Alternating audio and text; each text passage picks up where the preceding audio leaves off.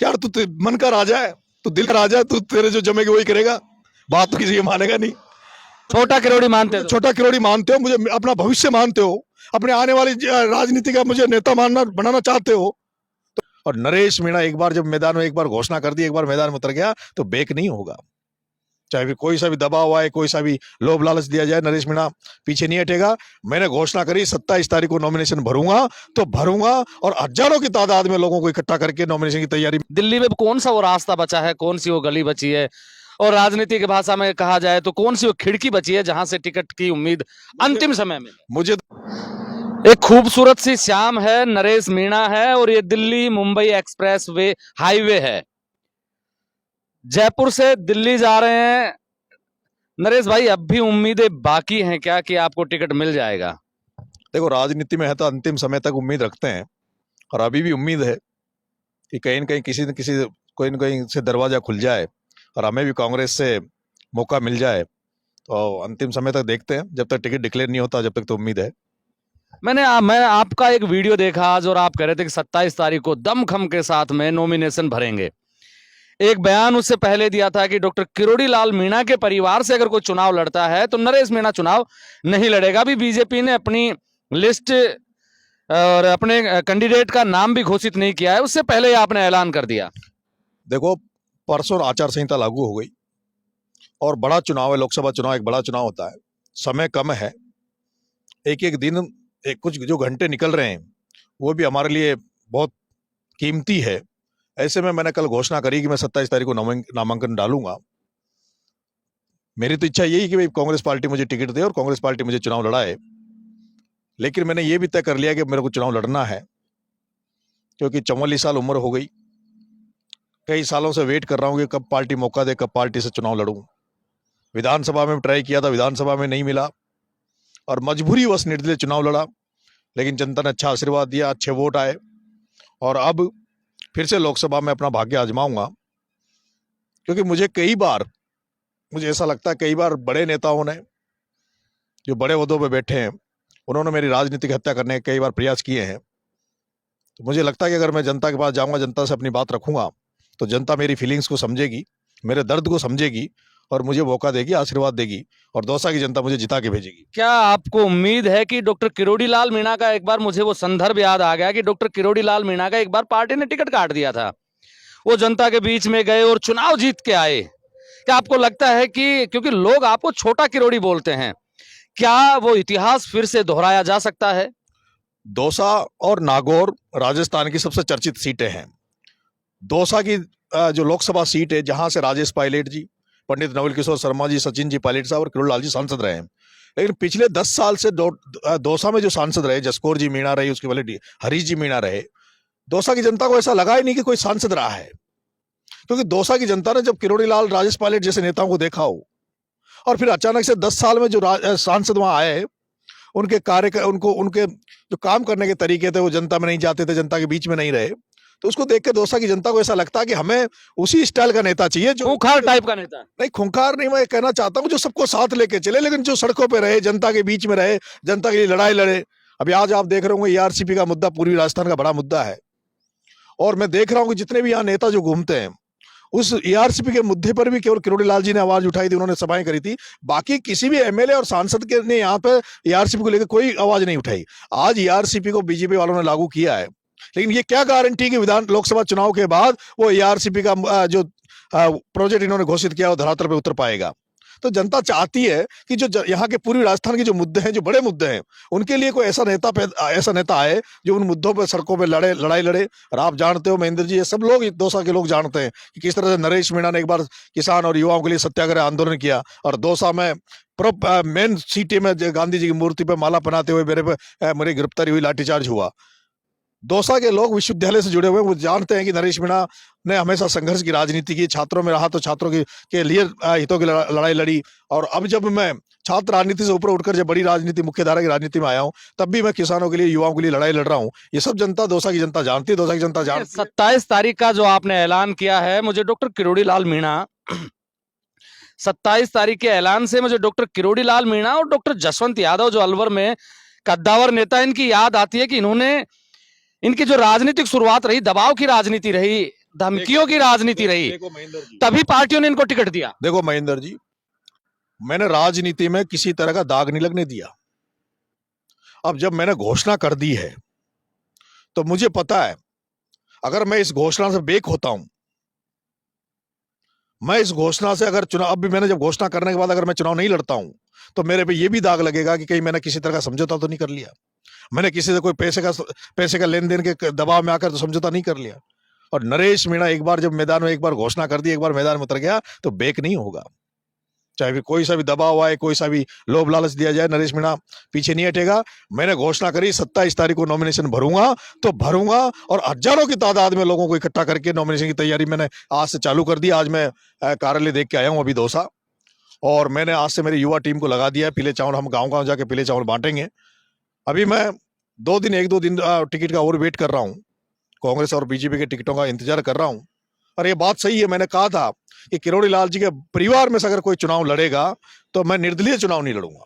मैंने कहा कि अगर उनके परिवार में कोई चुनाव लड़ता है तो मैं निर्दलीय चुनाव नहीं लड़ूंगा, क्योंकि मैं ये जानता हूं कि लोकसभा का एक बड़ा चुनाव होता है जिसमें बहुत बड़ी टीम की आपको जरूरत होती है। और आप जानते होंगे कि जो उनके समर्थक है वही मेरे समर्थक है, ज्यादातर हमारे समर्थक वो हैं जो उनको चाहने वाले, वो मेरे को चाहने वाले लोग हैं। तो मैं चाहता हूं कि लोकसभा का चुनाव मैं लड़ूं तो इसलिए कंडीशन में लड़ूं कि मैं चुनाव जीतूं। और मेरा जो अंदाजा लग रहा है, जो कैंडिडेट वहां आएंगे, वो मुझे ऐसा लग रहा है कि कांग्रेस और बीजेपी से जो कैंडिडेट आने वाले हैं उन पर नरेश मीणा भारी पड़ेगा। कांग्रेस से कह रहे हो कि कांग्रेस और बीजेपी से मतलब नाउम्मीद है बिल्कुल भी? हाँ, मुझे तो अभी तो उम्मीद नहीं है, अभी तो देख रहे हैं, लेकिन तो दिल्ली में कौन सा वो रास्ता बचा है, कौन सी वो गली बची है, और राजनीति की भाषा में कहा जाए तो कौन सी वो खिड़की बची है जहां से टिकट की उम्मीद अंतिम समय में? मुझे तो एक ही नेता से उम्मीद है, वो है सचिन पायलट। एक ही नेता से उम्मीद है, सचिन पायलट से। पहले भी मैंने विधानसभा के चुनाव के पहले तो विधानसभा चुनाव में तो मैंने सचिन पायलट के अलावा किसी भी कांग्रेस के किसी भी नेता का दरवाजा नहीं देखा था। लेकिन अभी जब मैं आजकल सचिन पायलट का जलवा कुछ दिखाई दे रहा है कि आपकी बार मदद नहीं कर पाएंगे क्या? मुझे उम्मीद है, मैंने तो उनकी छोटा भाई बनकर उनकी सेवा करी है। जब कभी जहां कहीं भी मुझे लगा कि पायलट साहब को मेरी जरूरत है, मैं वहां खड़ा रहा। जब उन्होंने अजमेर से पैदल यात्रा निकाली, 5 दिन में उनके साथ पैदल चला। जब उन्होंने ब्लड डोनेशन का आह्वान देश में, राजस्थान में किया, तो सबसे ज्यादा ब्लड डोनेशन का यूनिट मैंने 12 में कैंप लगाया। जब उन्होंने वृक्षारोपण का आह्वान किया तो मैंने मेरे एरिया में सबसे ज्यादा वृक्षारोपण उनके जन्मदिन पे किया। मुझे उम्मीद है पायलट साहब मेरे बारे में सोचेंगे और मुझे टिकट दिलाएंगे। अगर मान लीजिए नहीं देते हैं, आप कह रहे थे कि मुझे पता है कि बीजेपी और कांग्रेस से कौन कौन आने वाले हैं, उन पे भारी पड़ेंगे, वो किस तरीके से भारी पड़ने वाले हो? तो मेरे पास कोई रास्ता ही नहीं है। मैं पिछले 6 महीने से कांग्रेस ज्वाइन करने के लिए भाग रहा हूं। आदरणीय डोटासरा जी से मिल लिया, गहलोत साहब से भी मिल लिया, जूली साहब से भी मिल लिया, पायलट साहब मेरे नेता हैं ही। और इतना भागने के पीछे कांग्रेस ज्वाइन करने के लिए भाग रहा हूं, जहां बीजेपी में लाइन लग रही है। कमाल की बात है कि कांग्रेस में भगदड़ मची है बीजेपी में जा रहे नेता, और एक अकेला आदमी है नरेश मीणा जो कांग्रेस ज्वाइन करना चाह रहा है, कांग्रेस नहीं चाहती कि वो आए। और ऐसा नहीं है महेंद्र जी, मेरे पास ऑफर नहीं आया बीजेपी का। मेरे को ऑफर भी दिया गया था जिस दिन आचार संहिता लग रही थी, 3 बजे आचार संहिता लगी, उसके पहले ये कहा गया कि 3 बजे के पहले अगर आप बीजेपी करते हो तो हम आपको लाल बत्ती देंगे। लेकिन मेरी उस विचारधारा ही नहीं मिलती, मेरे विचार ही बीजेपी से नहीं मिलते। उस बीजेपी से मेरे विचार नहीं मिलते जो आदिवासियों के, दलितों के, शोषितों के खिलाफ पार्टी है, जो हमारे हकों को मारती है, जो आरक्षण को इंटरनली खत्म करने में तुली हुई है, जो संविधान को बदलने की बात कर रही है। उस बीजेपी से मेरे विचार नहीं मिलते, इसलिए मैं निर्दलीय लड़ूंगा। मैं जन्मजात कांग्रेसी हूं।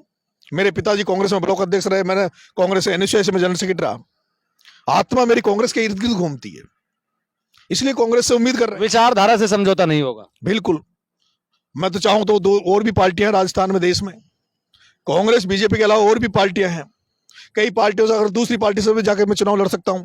मैं विधानसभा चुनाव में भी मेरे पास और पार्टियों के ऑफर थे। देश में कितनी सारी पार्टियां हैं, कांग्रेस बीजेपी के अलावा भी सैकड़ों पार्टियां हैं। लेकिन राजस्थान में तो दोनों ही चलती हैं। नरेश मीणा के पास ऑफर नहीं आया होगा? मैं आपसे निवेदन करना चाहता हूं, मैं किसी पार्टी का नाम नहीं लेना चाहता, लेकिन उस समय मेरे को हर तरह से पार्टी उतारना चाहती थी। एक हरियाणा की पार्टी मेरे पास आ गई थी, आप हमारी पार्टी से लड़ लो, आपके पास कोई कमी नहीं आएगी। लेकिन निर्दलीय लड़ा, और फिर निर्दलीय लड़के फिर भी वापस कांग्रेस में गया। लेकिन कांग्रेस में दरवाजे खटखटा रहा हूँ, कुंडी खटखटा रहा हूँ, कोई कहीं कोई गेट। कांग्रेस की ऐसी हालत क्यों, नेताओं की सुन क्यों नहीं रही है कांग्रेस? नरेश मीणा जैसा एक कार्यकर्ता, उसको मनाया भी तो जा सकता है। अभी तो कांग्रेस जाने, कांग्रेस का हाईकमान जाने। किसको डर है कांग्रेस में जाने से? किसको डर है? आप अगर आप कांग्रेस में जाते हैं तो सबसे ज्यादा किसको डर है? कांग्रेस पार्टी ने जो क्षेत्रीय जो छत्र बना दिए, जो कांग्रेस पार्टी ने जो क्षेत्रीय छत्र बना दिए, वो छत्र नहीं चाहते कि उस क्षेत्र में, उन जिलों में कोई नया युवा नेता निकल के आए। आपने हाड़ौती में नहीं देखा कि इस तरह से कांग्रेस के एक मंत्री ने मेरे ऊपर कितने मुकदमे लगाए, झूठे मुकदमे में फंसाए, जेल भेजा, कुठाराघात किया, और उसी ने मुझे टिकट नहीं मिलने दिया। अभी मैं पूर्वी राजस्थान में 2 साल से टिकट मांग रहा हूं, तो वहां जिस आदमी को मैं नेता मानता था, जिसने मुझे कांग्रेस से जोड़ा, वही दुश्मन बना बैठा है। वो नहीं चाहते। आज मेरे से दिक्कत बाकी लोगों को नहीं है, दिक्कत उन नेताओं को कि ये आके 2 साल चुनाव नहीं लड़ ले, नहीं तो ये हमारे सब आके उनका टेंट उखाड़ देंगे। बिल्कुल लगता है उनको।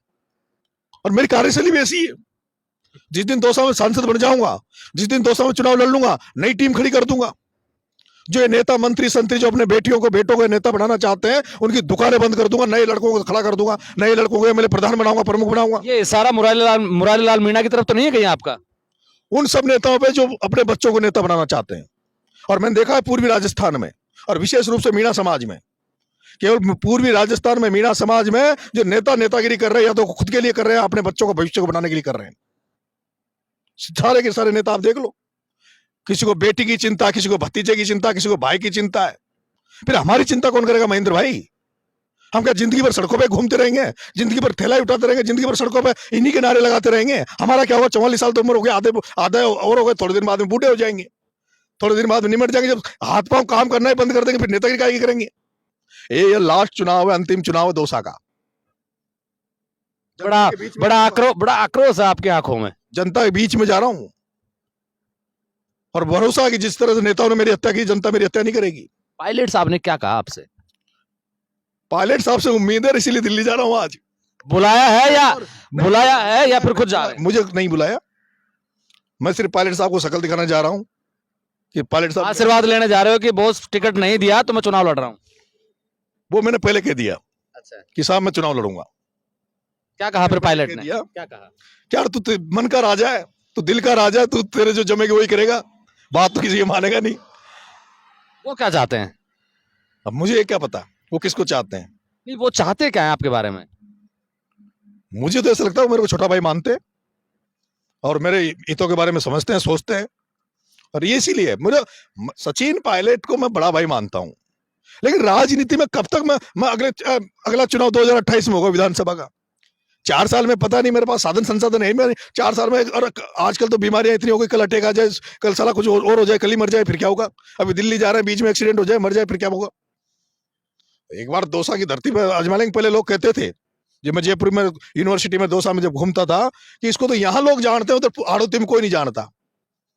तो हाड़ौती में जन आया, खुद नहीं बना, दूसरों को एमएलए बना के आ गया, और खुद 45,000 वोट लेके आ गया। अब लोग अब दौसा में देखते हैं कितने लोग मुझे चाहते हैं। कम से कम मैं अपना आकलन तो करूंगा, मूल्यांकन तो करूंगा, मेरे में कितनी ताकत है, मेरे को लोग कितना चाहते हैं।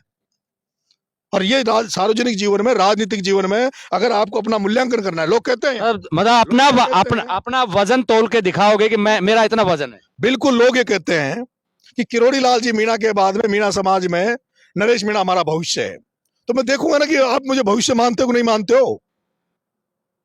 मुझे आप भविष्य अगर मुझे मीणा छोटा किरोड़ी मानते हो, छोटा किरोड़ी मानते हो, मुझे अपना भविष्य मानते हो, अपने आने वाली राजनीति का मुझे नेता बनाना चाहते हो, तो मेरे को आशीर्वाद देना। जब किरोड़ी लाल जी मीणा और एक चुनाव हुआ रब्बानी का, आमने सामने का चुनाव, जिसमें बीजेपी और कांग्रेस की जमान जब्त हुई। मीणा समाज किरोड़ी लाल जी के साथ रहा, गुर्जर समाज रब्बानी के साथ रहा। किरोड़ी लाल जी चुनाव जीते, रब्बानी जी सेकंड आए, कांग्रेस बीजेपी थर्ड और फोर्थ पे गई। और आज मेरे साथ तो गुर्जर, मीणा, पूरा युवा समुदाय, जब इतना बड़ा तबका मेरे साथ खड़ा है, तो मैं निर्दलीय क्यों नहीं जीत सकता? और मजा भी तो निर्दलीय में जीतने में ही है। आज जैसे रविंद्र भाटी निर्दलीय जीते आया, नाम हो रहा है उसको, सब लोग पूछ रहे हैं। आज हो सकता है मैं छबड़ा से निर्दलीय जीता था, तो अब तक 2 साल में कोई दिक्कत ही नहीं आती, कुछ वोटों से हार गया। अब अगर 400 सीटें हैं, 543 सीटों में नरेंद्र मोदी कह रहा 400 जीतेंगे, तो ज्यादातर मैं देख रहा हूं कि जो दौसा में जो हमारे जो प्रशंसक है, मुझे चाहने वाले लोगों, कांग्रेस माइंडोलॉजी के हैं। वो ये चाहते हैं कि भाई कांग्रेस जीतनी चाहिए, वो ये चाहते हैं कि कांग्रेस जीतनी चाहिए।